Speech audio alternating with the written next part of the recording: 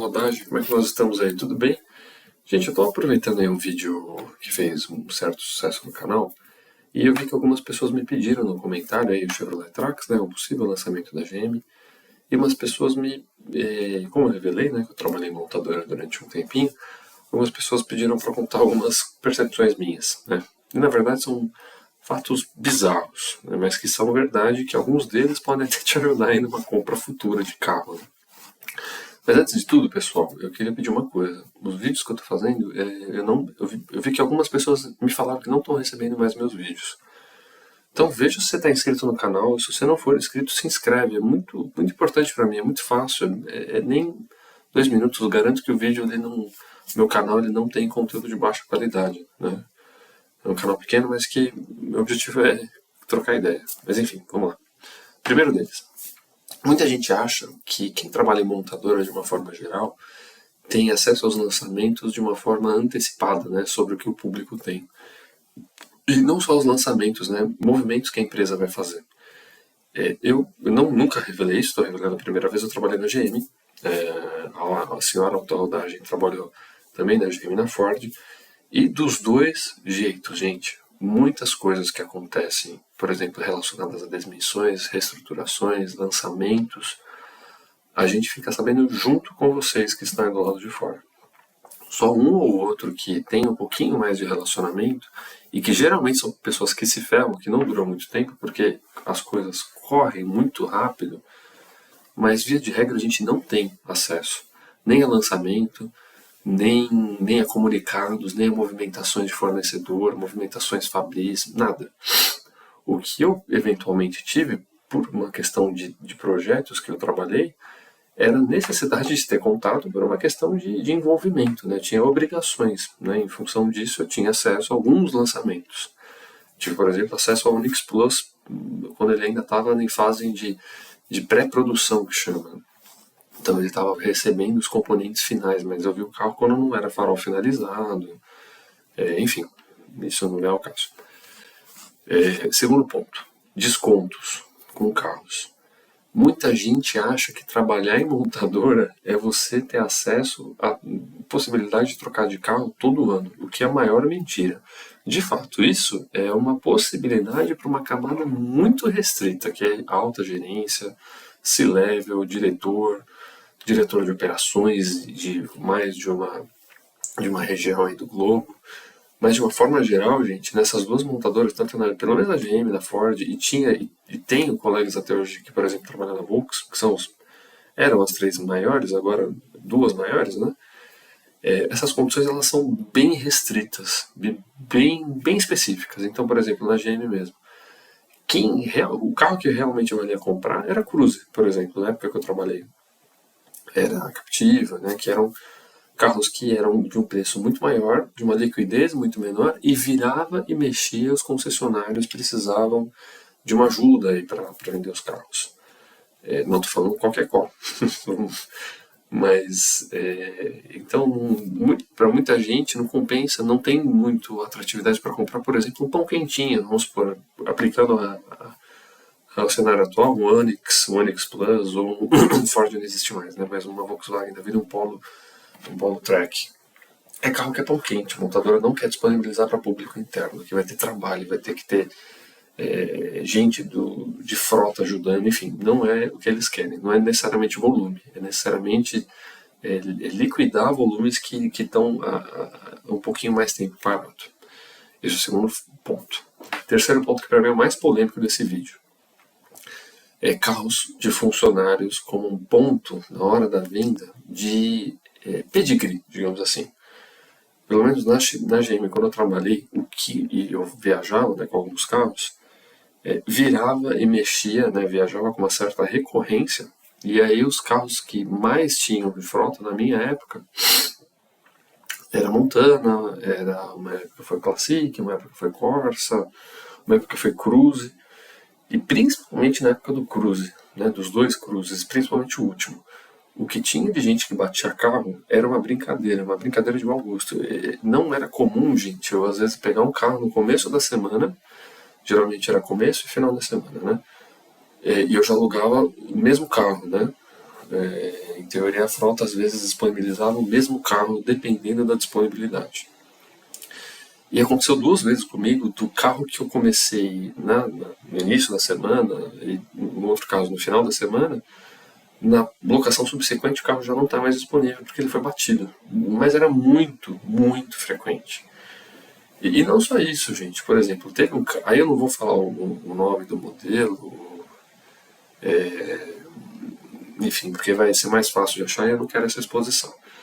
Mas teve um cara que ele comprou um modelo, na época que era de um diretor, que estava na época no Brasil, ele era um diretor estrangeiro, e ele gostava de uma determinada linha de carros, né, de uma montadora que nem existe mais.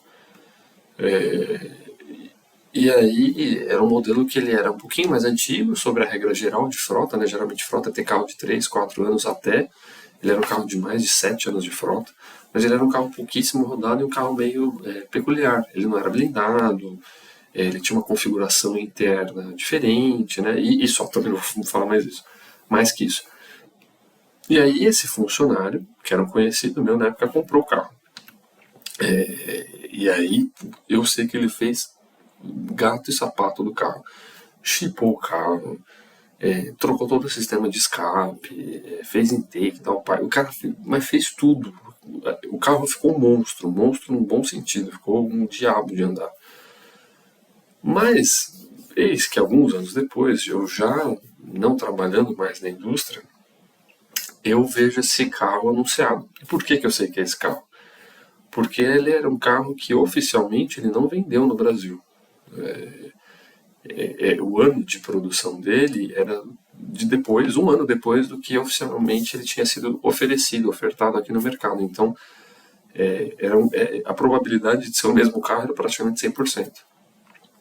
E estava sendo vendido como o quê? Como uma raridade, carro de funcionário, ter nota fiscal da fábrica, a consulta no olho no carro é primeiro dono. Mas isso não significava nada, gente. Nada, nada, nada, nada, nada. Então, gente, cuidado. Muito cuidado. Eu, por exemplo, eu comprei uma Montana na época, né, enquanto estava na GM. Na época que a Montana do Agile estava bombando aí, né? Não vou falar o período temporal que era. E foi um carro muito bom e consegui vender muito rápido, porque justamente tinha esse pedigree, né? Isso é um argumento que muita gente usa e dá certo. Eu usei e deu muito certo. Mas muita gente usa isso para motivos não muito nobres. Então, se for carro de montadora, cuidado. A gente às vezes não sabe se foi carro de test drive, de evento, que acontece muito, muito. E são carros muito sambados, muito sambados. Carros que dá dó de você entrar. E geralmente é carro, às vezes, carro de equipes, né? Tem algumas montadoras que elas designam alguns carros para algumas equipes. Então é como se fosse uma locadora, gente. Né? Na área, por exemplo, que eu trabalhava, era uma área de mais de 35 pessoas, né? Tinha os carros designados, né? Tinha 2 carros, né, designados. E se esses 2 não tivessem disponíveis, aí sim se alugava com a frota, né? A frota interna, né? Deixando claro. E esses 2 carros eram sambados porque eles viajavam todos os dias. Era uma coisa absurda. Então, em pouco tempo eles eram substituídos, a cada 2 anos no máximo. Eles tinham um tempo de substituição menor para não ter muita quilometragem. Mas em compensação, o tempo o tempo que ele andou, e não só andou, ele foi submetido a condições muito mais severas. O pessoal faz muita arruaça, essa é a verdade. Funcionário, pelo menos os que eu convivi, tá, gente? Eu não tô falando via de regra, não tô falando que é genérico isso, sabe? Mas tem muita gente que faz muita arruaça com carro de montadora. Não é só jornalista, não. É muito funcionário que compra carro, usa 6, 8 meses, um ano e meio, faz o que quer com o carro e depois manda nessas estéticas automotivas da vida aí. Ou pedem ajuda até para algumas pessoas que trabalham internamente. Não vou falar qual que é das 2 montadoras, não importa. Mas o ponto é que muita gente usa isso como argumento para esconder coisa errada. Então fica esperto. Aí o quarto ponto, dando uma descontraída, uma quebrada aqui, muitas pessoas escondem o carro que tem. E isso até é uma coisa meio eu acho meio escrota, muito uma mentalidade meio antiquada. Né? Eu, na época que eu trabalhava na GM, eu tive alguns carros E uma época eu tive um Jetta, né? Um Jetta que foi um machado que eu tinha pego, né? Era um carro com 5 anos de uso, que não tinha nem 40 mil quilômetros, não tinha nenhuma repintura em nenhuma das chapas, pneus originais ainda, né? Então era um carro que ele era, e era uma configuração que era muito rara. Era um Comfortline completíssimo, né? Então era um carro que me chamava atenção na época. E dependendo, né, eventualmente no começo ali, eu tive que fazer algumas viagens com o carro para algumas outras unidades, né, que eu não vou falar também quais são. E acredite ou não, gente, algumas unidades você tem estacionamento separado para quem trabalha na montadora, para quem tem carro da montadora e para quem não tem carro da montadora. E adivinha onde que é o pior estacionamento? Vocês acertaram, o estacionamento pior e mais longe possível. E nesse caso, um dos locais que eu viajava, o diretor não queria que o meu carro, especificamente o meu carro, enfim, fosse visível, né? E um desses diretores, que era par desse que eu acabei de comentar, nas reuniões que eu tinha, ele sempre colocava a foto do meu carro no início da apresentação. Não necessariamente do meu, da minha placa, né? Mas do meu modelo. Né? Então é uma coisa muito chata que eu... É uma coisa, um clima meio ruim, porque ao mesmo tempo eles não oferecem uma condição comercial boa para você ter um carro ali de entrada, que seria o meu caso, né? Eu tinha um carro de 5 anos, um carro de 5 anos já na época não, você pegava um Popular zero e olhe lá, então não tinha condições boas e enfim, era uma hipocrisia, né? Muito no português, claro.